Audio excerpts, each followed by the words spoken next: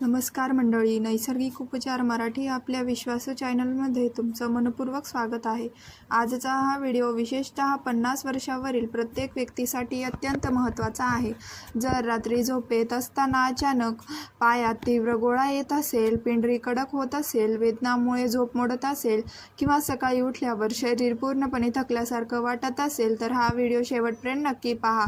कारण आज आम्ही तुम्हाला अशी माहिती सांगणार आहोत जी अनेकांना माहिती नसते, पण योग्य वेळी समजली तर पायांच्या या त्रासांपासून मोठा दिलासा मिळू शकतो. काल रात्री तुमची झोप अचानक पायात आलेल्या तीव्र गोळ्यांमुळे मोडली का? पिंजऱ्यामध्ये इतका तीव्र ताण जाणवला की काही क्षण काय करावं हे सुचलं नाही का? पाय सरळ करावा, दुमडावा की उठून चालावा असा प्रश्न पडला का? काही मिनिटांनी वेदना कमी झाल्या असतील, पण त्यात नंतर पुन्हा शांत झोप लागली नसेल.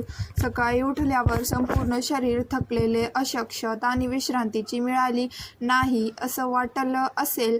जर तुमचं वय 50 वर्षापेक्षा जास्त असेल तर कदाचित तुम्हीही हा त्रास अनेकदा अनुभवला असेल. पण एक गोष्ट लक्षात ठेवा, हा त्रास फक्त वाढत्या वयाचा भाग आहे असं समजून दुर्लक्ष करणं योग्य नाही. अनेक वेळा यामागे शरीरात काही महत्त्वाचे पोषक घटकांची कमतरता, चुकीची जीवनशैली किंवा इतर काही कारणं लपलेली असू शकतात. योग्य वेळी त्याकडे लक्ष दिलं तर हा त्रास मोठ्या प्रमाणात कमी होऊ शकतो आणि रात्रीची शांत झोपही परत मिळू शकते. सर्वात आधी हे समजून घेणे आवश्यक आहे की रात्री झोपेत पायात अचानक गोळे किंवा तीव्र ताण नेमका का येतो. आपल्या शरीरातील स्नायू सुरळीतपणे आकुंचन आणि प्रसरण करण्यासाठी काही अत्यंत महत्त्वाच्या खनिजावर अवलंबून असतात. यामध्ये मॅग्नेशियम, पोटॅशियम आणि कॅल्शियम याची भूमिका सर्वात महत्त्वाची मानली जाते. या खनिजाचे शरीरातील संतुलन योग्य असेल तर स्नायू व्यवस्थित कार्य करतात. मात्र यापैकी विशेषतः मॅग्नेशियमची कमतरता निर्माण झाली तर स्नायूंना आकुंचनानंतर पुन्हा सामान्य स्थिती येण्यासाठी अडचण निर्माण होते. यामुळेच रात्री अचानक पायात तीव्र गोळा येणे, पिंडरी कडक होणे आणि असह्य वेदना जाणवणे अशा समस्या उद्भवू शकतात. मात्र ही फक्त सुरुवात आहे. पुढे आपण अशा काही सोप्या आणि नैसर्गिक उपायांबद्दल जाणून घेणार आहोत जे नियमित केल्यास रात्री पायात येणारे गोळे आणि वेदना कमी होण्यास मदत होऊ शकते. त्यामुळे हा व्हिडिओ शेवटपर्यंत नक्की पाहत राहा. आता अनेकाच्या मनात एक महत्त्वाचा प्रश्न निर्माण होतो, दिवसभर पाय ठीक असतात, मग रात्री झोपल्यानंतरच अचानक पायात गोळे का येतात? यामागचं खरं कारण समजून घेतलं तर या समस्यावर योग्य वेळी उपाय करणं खूप सोपं होऊ शकतं. त्यामुळे हा भाग काळजीपूर्वक ऐका, कारण यामध्ये अशी माहिती आहे जी अनेक लोक दुर्लक्षित करतात. दिवसभर आपण चालतो, उभे राहतो आणि विविध कामामध्ये व्यस्त असतो. त्यामुळे पायांमधील रक्तभिसरण चांगल्या प्रकारे सुरू राहतं. पण रात्री बराच वेळ एकाच स्थितीत झोपल्यामुळे पायांमधील रक्तप्रवाहात तुलनेने मंदावू शकतो. अशा वेळी जर शरीरात मॅग्नेशियम किंवा इतर आवश्यक खनिजाची कमतरता असेल तर अगदी छोट्याशा हालचालीमुळेही स्नायूंमध्ये अचानक ताण येऊन पायात तीव्र गोळा येऊ शकतो. मात्र एवढंच कारण नसून यामागे आणखी काही महत्त्वाची कारणं आहेत जी प्रत्येकाने जाणून घेणे आवश्यक आहे. सर्वात पहिलं कारण म्हणजे शरीरात पाण्याची कमतरता. वयाच्या 35च्या नंतर अनेकांना तहान पूर्वीसारखी जाणवत नाही. त्यामुळे नकळत दिवसभर पुरेसे पाणी पिणे कमी होते. यामुळे शरीरातील पाणी आणि इलेक्ट्रोलाइट्सचे संतुलन बिघडू शकतं आणि त्यांचा थेट परिणाम स्नायूंवर होऊन रात्री पायात गोळे येण्याची शक्यता वाढते. दुसरं महत्त्वाचं कारण म्हणजे व्हिटॅमिन B12ची कमतरता. हे जीवनसत्व आपल्या मज्जातंतूंच्या आरोग्यासाठी अत्यंत आवश्यक आहे. त्यांची कमतरता निर्माण झाल्यास हात-पायांना मुंग्या येणे, बधीरपणा जाणवणे, झिणझिण्या येणे आणि विशेषतः रात्री पायात ताण किंवा गोळे येणे अशा समस्या दिसून येऊ शकतात. तिसरं कारण म्हणजे व्हिटॅमिन Dची कमतरता. अनेकांना वाटते की व्हिटॅमिन D फक्त हाडांसाठी आवश्यक असतं, पण प्रत्यक्षात ते शरीरात मॅग्नेशियम आणि कॅल्शियम योग्य प्रकारे शोषून घेण्यासाठीही महत्त्वाची भूमिका बजावतं.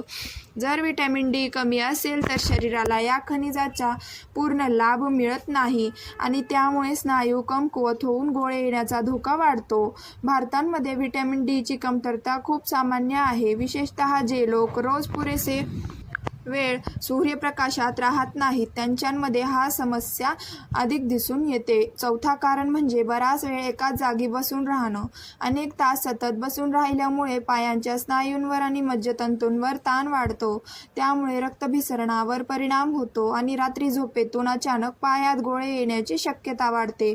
पाचवं कारण म्हणजे काही औषधांचे दुष्परिणाम. उच्च रक्तदाब, कोलेस्ट्रॉल किंवा वारंवार लघवी होण्यासाठी दिली जाणारी काही औषधे शरीरातील मॅग्नेशियम आणि पोटॅशियमचं प्रमाण कमी करू शकतात. जर तुम्ही अशा प्रकारची औषधे नियमित घेत असाल तर स्वतःहून औषधं बंद करू नका, तर याबाबत तुमच्या डॉक्टरांचा सल्ला अवश्य घ्या. सहावं आणि अत्यंत महत्त्वाचं कारण म्हणजे पायांमधील रक्तभिसरण कमी होणं. काही व्यक्तींमध्ये पायापर्यंत रक्ताचा पुरेसा प्रवाह पोहोचत नाही. विशेषतः मधुमेह असलेल्या व्यक्तींना या लक्षणाकडे अजिबात दुर्लक्ष करू नये, कारण योग्य वेळी काळजी घेतल्यास पुढील गंभीर गुंतागुंत टाळता येऊ शकते. ही सर्व कारण समजून घेणे अत्यंत आवश्यक आहे, कारण जोपर्यंत समस्येचे मूळ कारण समजत नाही तोपर्यंत कोणताही घरगुती उपाय पूर्णपणे प्रभावी ठरत नाही. आणि एक गोष्ट नेहमी लक्षात ठेवा, जर वारंवार फक्त एका पायातच गोळे येत असतील, त्यासोबत सूज, तीव्र वेदना, त्वचेवर उष्णता जाणवत असेल किंवा चालण्यात अडचण निर्माण होत असेल तर केवळ घरगुती उपायांवर अवलंबून राहू नका. अशा परिस्थितीत शक्य तितक्या लवकर डॉक्टरांकडून तपासणी करून घेणे अत्यंत गरजेचे आहे. आता पुढे आपण जाणून घेणार आहोत असे काही सोपे, नैसर्गिक आणि दैनंदिन जीवनात सहज करता येणारे उपाय, जे नियमित केल्यास रात्री पायात येणारे गोळे, स्नायूंचा ताण आणि वेदना कमी होण्यास मदत होऊ शकते. त्यामुळे व्हिडिओ शेवटपर्यंत नक्की पाहत राहा. आणि हो, तुम्हा सर्वांना विनंती आहे की चॅनल जर आणखी सबस्क्राईब केलं नसेल तर सबस्क्राईब करून बेल आयकॉनवरती प्रेस करा, कारण की असेच महत्त्वाचे व्हिडिओ आपल्या नैसर्गिक उपचार मराठी चॅनलवरती येत असतात. म्हणून नक्की सबस्क्राईब करा. आता सर्वात महत्त्वाचा भाग. अनेक जण विचारतात, रात्री पायात गोळे येऊ नयेत यासाठी घरच्या घरी काय करता येईल? आयुर्वेदामध्ये अनेक वर्षापासून वापरले जाणारे काही पारंपरिक उपाय आजही लोक त्यांच्या दैनंदिन जीवनात करताना दिसतात. मात्र हे उपाय कोणत्याही आजारावर खात्रीशीर उपचार म्हणून नव्हे, तर योग्य आहार, निरोगी जीवनशैली आणि डॉक्टरांच्या सल्ल्यासोबत पूरक स्वरूपात वापरले जातात. आता हे उपाय एक एक करून जाणून घेऊया. सर्वात पहिला घरगुती उपाय म्हणजे काळे तीळ आणि खसखस. आयुर्वेदामध्ये काळ्या तिळाचा वापर अनेक वर्षांपासून केला जात आहे. काळे तीळ कॅल्शियमची एक चांगला स्रोत मानला जातात. कॅल्शियम केवळ हाडांसाठीच नाही तर स्नायूंच्या सुरळीत कार्यासाठीही आवश्यक असते. शरीरात कॅल्शियमची कमतरता निर्माण झाली तर स्नायू लवकर थकू शकतात आणि रात्री पायात गोळे येण्याची शक्यता वाढू शकते. त्याचप्रमाणे खसखसमध्ये मॅग्नेशियम आणि झिंक सारखे पोषक घटक आढळतात. मॅग्नेशियम स्नायूंना सामान्य पद्धतीने कार्य करण्यास मदत करते. म्हणूनच आयुर्वेदात खसखसलाही विशेष महत्त्व दिले जाते. हा उपाय करण्याची पद्धत अगदी सोपी आहे. एक छोटा चमचा काळे तीळ आणि एक छोटा चमचा खसखस हलके भाजून घ्या.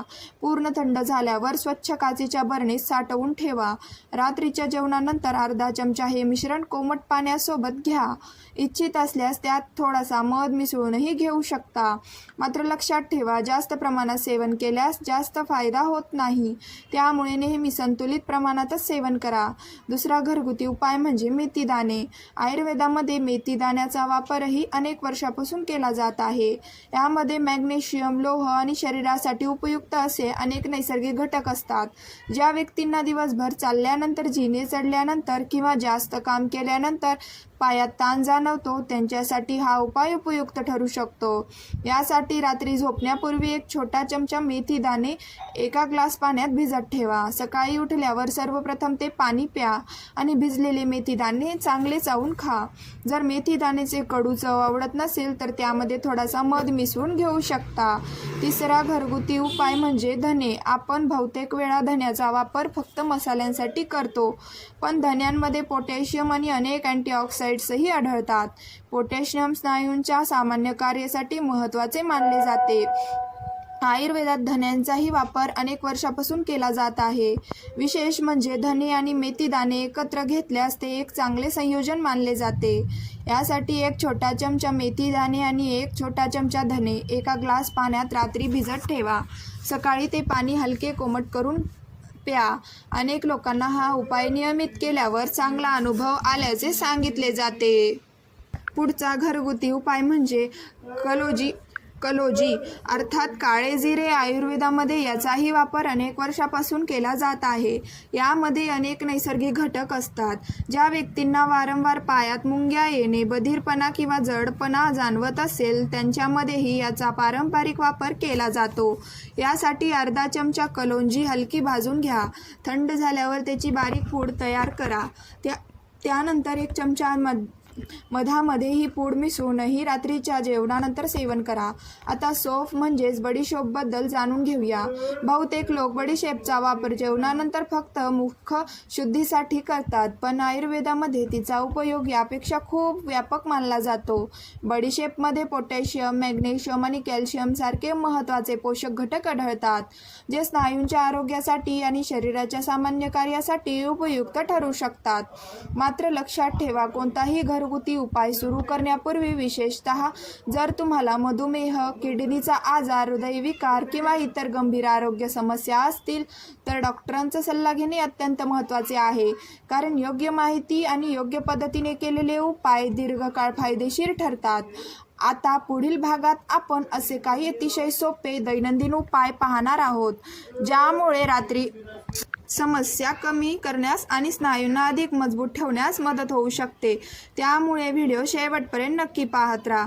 ज्या व्यक्तींना रात्री जेवणानंतर वारंवार गॅस होणे, पोट फुगल्यासारखे वाटणे किंवा बेचैनी जाणवत असेल, त्यांच्यासाठी ही बडीशेप हा एक पारंपरिक घरगुती पर्याय मानला जातो. बडीशेप वापरण्याची पद्धतही अतिशय सोपी आहे. 1 ग्लास पाण्यात 1 चमचा बडीशेप घालून सुमारे 10 मिनिटे उकळा. त्यानंतर ते पाणी गाळून कोमट झाल्यावर रात्रीच्या जेवणानंतर प्या.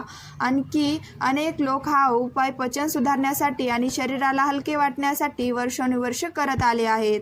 आता जाणून घेऊया आणखी एका पारंपरिक उपायांबद्दल, तो म्हणजे ओवा. आयुर्वेदामध्ये ओवाचा वापर खूप वर्षापासून केला जात आहे. ओवांमध्ये नैसर्गिक स्वरूपात असे काही घटक असतात जे स्नायूंना आराम मिळण्यास मदत करू शकतात.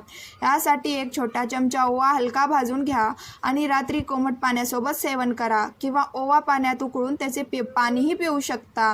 काही लोक त्यात थोडासा गूळ मिसळूनही घेतात. हा उपाय अनेक वर्षापासून पारंपरिक पद्धतीने वापरला जात आहे. यानंतरचा उपाय म्हणजे सूट, म्हणजेच वाळवलेले आले. आयुर्वेदामध्ये सुटीला विशेष महत्त्व दिले जाते. ज्या व्यक्तींना सकाळी उठल्यावर पाय किंवा गुडघे ताठर झाल्यासारखे वाटतात, त्यांच्यासाठी हा उपाय पारंपरिकरित्या वापरला जातो. यासाठी अर्धा चमचा सूट पावडर 1 ग्लास गरम दुधात मिसळून रात्री झोपण्यापूर्वी घेऊ शकता. जर दूध घ्यायचे नसेल तर कोमट पाण्यात 1 चमचा मध मिसळूनही त्याचे सेवन करता येते. हे सर्व घरगुती उपाय आपल्या स्वयंपाकघरात सहज उपलब्ध होणाऱ्या पदार्थांपासून तयार होतात. पण जर तुम्हाला मधुमेह, किडनीचा आजार, उच्च रक्तदाब असेल किंवा त्यांच्यासाठी औषध सुरू असतील, तर कोणताही उपाय नियमितपणे सुरू करण्यापूर्वी डॉक्टरांचा सल्ला घेणे अत्यंत गरजेचे आहे.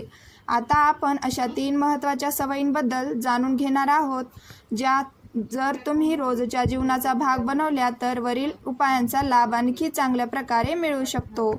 पहिली सवय म्हणजे सकाळी उठताच कोमट पाणी पिणे. रात्री झोपेत असताना शरीरातून घाम आणि श्वासेद्वारे काही प्रमाणात पाणी कमी होत असते. त्यामुळे सकाळी उठल्यावर 1 ग्लास कोमट पाणी प्यायल्याने शरीरातील पाण्याचे संतुलन राखण्यास मदत होते, पचनक्रियेलाही चालना मिळते आणि दिवसाची सुरुवात अधिक उत्साहाने होते. सुरुवातीला जास्त पाणी पिणे कठीण वाटत असेल तर हळूहळू प्रमाण वाढवा. काही दिवसातच ही एक चांगली सवय बनू शकते. दुसरी सवय म्हणजे संध्याकाळी 10 ते 15 मिनिटे पाय थोडे उंच ठेवून आराम करणे. दिवसभर उभे राहणे किंवा बराच वेळ बसून राहिल्यामुळे पाय जड वाटू शकतात आणि थकवा जाणवू शकतो. अशा वेळी भिंतीला आधार देऊन पाय वर उचलून 10 ते 15 मिनिटे शांतपणे झोपल्याने रक्तभिसरण सुधारण्यास मदत होऊ शकते आणि पायांनाही आराम मिळतो. यासाठी कोणत्याही विशेष उपकरणाची आवश्यकता नसते. तिसरी सवय म्हणजे रात्री झोपण्यापूर्वी कोमट पाण्यात सेंधव मीठ टाकून त्यात पाय बुडवून ठेवणे. एका मोठ्या भांड्यात कोमट पाणी घेऊन त्यामध्ये 2 मोठे चमचे सेंधव मीठ घाला. त्यानंतर 10 ते 15 मिनिटे पाय त्या पाण्यात ठेवा. कोमट पाणी स्नायूंना आराम मिळण्यासाठी मदत करू शकते. आयुर्वेदामध्ये आणि पारंपरिक घरगुती पद्धतींमध्ये हा उपाय अनेक वर्षापासून वापरला जात आहे. अनेकांना यामुळे दिवसभरचा थकवा कमी झाल्यासारखा वाटते आणि रात्री शांत झोप लागल्यासही मदत होऊ शकते. आता आहाराबद्दल बोलूया. जर शरीराला आवश्यक पोषक घटकच मिळाले नाहीत तर केवळ घरगुती उपायांवर अवलंबून राहून पूर्ण फायदा मिळणं कठीण होऊ शकतं. त्यामुळे तुमच्या रोजच्या आहारात काही गोष्टींचा नक्की समावेश करा. मॅग्नेशियमसाठी पालक, मेथी, विविध हिरव्या पालेभाज्या, भोपळ्याच्या बिया, बदाम, काजू, राजमा आणि काळे हरभरे याचा आहारात समावेश करा. पोटॅशियमसाठी केळी, रताळे आणि नारळ पाणी हे चांगले पर्याय मानले जातात. कॅल्शियमसाठी दूध, दही, नाचणी, तीळ आणि हिरव्या भाज्या नियमित खाण्याचा प्रयत्न करा. यासोबतच रोज सकाळी साधारण 20 ते 30 मिनिटे सूर्यप्रकाशात बसण्याचा प्रयत्न करा. शरीरात व्हिटॅमिन डीचे योग्य प्रमाण राखण्यासाठी सूर्यप्रकाश हा सर्वात नैसर्गिक आणि सोपा मार्ग मानला जातो. जर तुम्हाला वारंवार हातपायांना मुंग्या येत असतील, बधिरपणा जाणवत असेल, अशक्तपणा वाटत असेल किंवा तुम्ही पूर्णपणे शाकाहारी असाल तर डॉक्टरांच्या सल्ल्याने व्हिटॅमिन B12ची तपासणी करून घेण्याचा विचार करा. कारण व्हिटॅमिन B12 हे मज्जतंतूंच्या सामान्य कार्यासाठी अत्यंत महत्त्वाचे असते आणि त्यांची कमतरता असल्यास अशी लक्षणे दिसू शकतात. गरम भासल्यास डॉक्टर योग्य पूरक औषधांचा सल्ला देऊ शकतात. आणखी एक महत्त्वाची गोष्ट, रात्री खूप जड किंवा तेलकट अन्न खाल्ल्यामुळे काही लोकांना अस्वस्थता जाणवू शकते.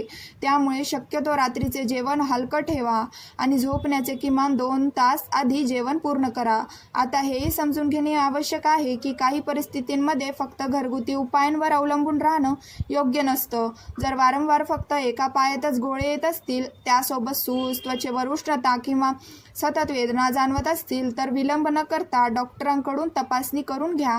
जर पायातील बधिरपणा हळूहळू वाढत असेल किंवा वरच्या दिशेने पसरत असेल तर त्याकडेही दुर्लक्ष करू नका. थोडं चाललातच पायात तीव्र वेदना होऊन थांबतच कमी होत असतील तर त्याची वैद्यकीय तपासणी आवश्यक आहे. मधुमेह असलेल्या व्यक्तींना पायांमध्ये मुंग्या येणे, जखम होणे, बधिरपणा किंवा कोणताही नवीन बदल दिसल्यास त्वरित डॉक्टरांचा सल्ला घ्यावा. तसेच रात्री इतके तीव्र गोळे येत असतील की वारंवार झोप मोडत असेल आणि ही समस्या सतत सुरूच असेल तर त्यामागचं कारण शोधण्यासाठी तपासणी करून घेणे अत्यंत गरजेचे आहे.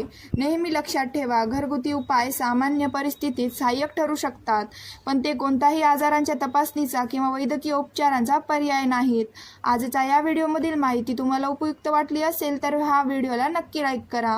तुमच्या कुटुंबापर्यंत आणि मित्रपरिवारांपर्यंत शेअर करा आणि नैसर्गिक उपचार मराठी या आपल्या चॅनलला नक्की सबस्क्राईब करा. अशाच आरोग्यविषयक विश्वासार्ह आणि उपयुक्त माहितीसाठी आमच्यासोबत जोडलेले राहा. पुन्हा भेटूया एका नवीन आणि महत्त्वाच्या विषयासह. तोपर्यंत स्वतःची आणि आपल्या कुटुंबाची आरोग्याची काळजी घ्या. व्हिडिओ शेवटपर्यंत पाहिल्याबद्दल तुमचं मनपूर्वक आभार. धन्यवाद.